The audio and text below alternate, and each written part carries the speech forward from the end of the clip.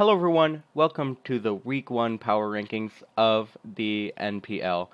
I am Pengwin, so you can check out my YouTube channel down below. And I'm sorry this video is very late. Some personal stuff came up, there was technical difficulties, it was just a big mess. It was terrible, I'm sorry. Anyways though, one thing to keep in mind about the power rankings is that they can be very interchangeable. What I put as 8th could be your 2nd or maybe even your 16th. It's just the way you look at it. So don't think oh, they're going to be, if I put them 8th, then they're going to be 8th. Also, this is not just my opinion, it's Legendary Seabass's too. We collaborated on this list, and he was not able to record audio in the time that we needed. So, it's just me for now. And without further ado, this must be a lot of information to take in all at once. So let's work from the bottom of the list at number 16 to the top of the list at number 1. Alright, so at the bottom of the list we have the Litchfield Park Larvatars. And I'm sorry, there always has to be a team in the last place. Not really. Nothing against you. It just, in my opinion, and Seabass's, it seems like you had one of the weakest draft phases. You have some good picks with Greedilly, Mega Absol, Chansey, but just compared to everyone else, it's subpar. And depending on how you look at it, you could be definitely 12th, 10th, whatever. But there always has to be a team at last, and it has to be the Litchfield Park Larvatars. And in 15th, we have the KYL of the Kentucky Luxrays. In my opinion, at least, the draft phase for this team was very weak, with picks like Starmie and Talonflame, which Talonflame can easily be countered by rock types, and there's just some really rough picks that were picked up. Mega Banette is actually what put them over, and Registeel actually, is what put them over the Litchfield Park Larvatars. Breloom's a pretty good pick as well. These picks are questionable, but they do have potential to succeed. It just depends on how they play their team. In 14th, we have the Washington Blazikens. Now, WSB, they're interesting as well, because they have Mega Skeptile, they have Mandibuzz, they have Yen Mega. These picks are very questionable. I have no idea how they will do. It depends on how they play them. But their picks can either do great, or they can do terribly. It depends on what actually happens here. In 13th place, we have the Nevada Noiverns. One second. Sorry, I'm just pulling up the stats for these teams. Now, they have some better picks than everyone else. Everyone else that's low on here. They have a Mew, they have a Gliscor, they have a Quagsire. They have just some really interesting team comp. But I don't know. I'm not convinced that they will do well. And keep in mind, when I say I mean me and Seabass. Like I said before, they can do well, they can do terribly. It just depends on how they play. In 12th, we have the KCK, the Kansas City Kakunas. I'm bad. They have stuff like Emboar, Staraptor, Gourgeist. One of the most interesting picks is their Curium pickup and the Clefable pickup. The Curium Mega Blastoise, that's some pretty just solid solo picks if you think about it. They also have a Regirock. They also have some questionable picks like Galvantula and Bronzong.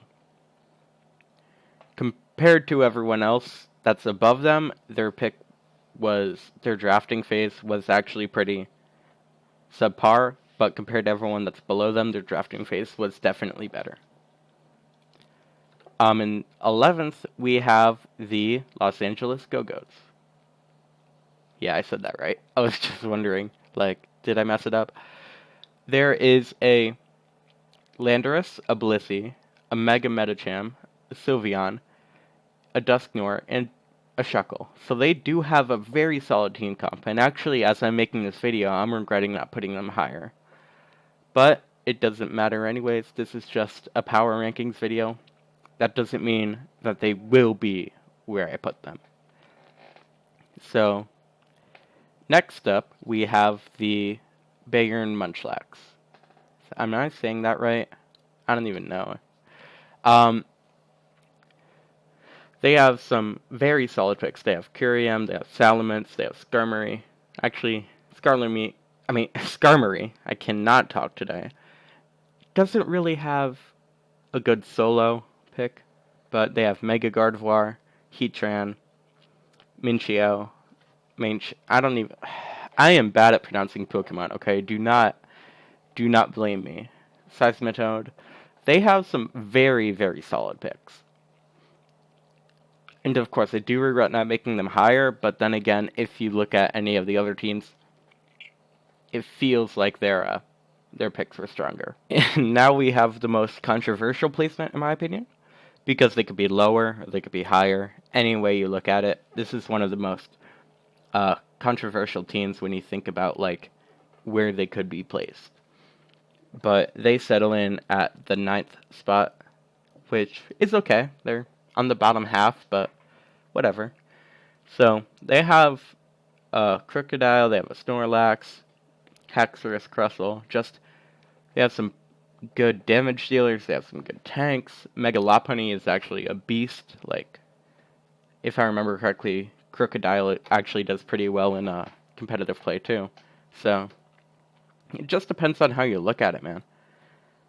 In 8th, there is the Columbus Carnivines. Now, they have stuff like Mega Charizard X, Gengar, Terrakion, Fortress, and they really do have some good things on their team, which is putting them in the top 8. But they do also have some pretty questionable picks, like Ambipom, Quillfish, Swellow. Just, those are weighing them down more. And if they actually picked up a little bit more solid solo picks than that, then they would be much higher. In 7th, there is the HLV, also known as the Hidden Leaf Village Roserades. Mega Deontay, power pick. Greninja is also a power pick. They have a Ditto, which is great.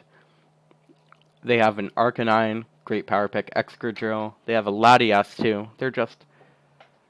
This team has some really overpowered Pokemon. They have some really good, high-ranking Pokemon. Coming in at number 6 is the Sin City Star Raptors. And, whoops, I messed up my life there. The Sin City Star Raptors, they have some great picks. They have Entei, they have Tornadus, they have Mega Alakazam, they have Heracross, Jolteon, Sableye, Kecleon. They have just some very solid picks, and I feel like this team has a lot of potential to do well. And in the 5th place, there is the Reno Reggies. There we go. And their picks are pretty good. They have Jirachi. They have a Sneasel. Sorry. Chandelure, Rodamo, a Togekiss, a Hydreigon. So they definitely have some great picks, and I think their team comp is pretty solid, even though I feel like there is a high preference for flying types, and there's a high preference for dark types in this team. Wait. Never mind. There's no preference for dark types. I thought Tentacruel was dark type, poison type. And that was bad, so no, they don't. But anyways, In 4th place, there is the Long Island Golducks, and they have some great picks such as Tyranitar, Gothitelle, Suicune, Mega Garchomp. Zoroark is definitely a great pick, Magneton, and Frostlass. And their team comp is honestly well-rounded. Definitely a lot of potential here. Definitely a top 5 power ranked team. Definitely worth it. And now we hit the top 3 with the with the Borush. I don't even know how to say that. Borussia Darkrai with a Mega Skizor, Aladios, Steelix, Deontay is definitely a great pick. Cofagrigus, Meloetta, Mamoswine. Just definitely a top 3 worthy team. They have a bunch of flying types, so ground types won't do much against them. They have Deontay. They have some pretty great tanks actually in Mamoswine, and maybe Pangoro if you build them that way. But I think that they deserve to be ranked number 3. And in number 2, there is the PRC, also known as the Portland Crowbats. Sorry, my voice is a little bit rough. I've been recording this audio for like 30 minutes without taking a break, so it's kind of, which they have some great picks. They have Crobat, which is a great pick, even though it is just the brand. They have Dragale, they have Mega Aggron, they have Victini, Weavile, Sandslash, Aromatisse. Like, their team comp is very well rounded, some very good damage dealers in both attack and special attack, and I think that they will do well this season, and that's why they're ranked number 2. And finally, in the number 1 spot, there is the Texas Tyrantrums. Now, in my opinion, the only thing that's lacking on the team isn't really lacking too much, but it's the most lacking thing. It's definitely the Mega Beedrill, but everything else is just top tier for what they could get. They have a Meowstic, they have a Roserade, a Kingdra, a Bisharp, a Tyrantrum, a Volcanion, a Cresselia, Keldeo. They have just some amazing Pokemon on their team. Mega Beedrill is sort of lacking a little bit. That's the only thing that's actually pulling them down, in my opinion. Just Mega Beedrill, I think they could have gotten a better Mega, but the way the draft went, I think they had to settle for Mega Beedrill to get all those other great picks, which I feel like worked out perfectly for them. That's why they're ranked number 1. Anyways, I hope you guys enjoyed this video. Go check out my channel in the description below. I think it'll be there. I'm also on Twitter. I don't think it'll be that hard to find me. And yeah, this was Power Rankings for Week 1 after the draft phase of the NPL, and good luck to everyone competing.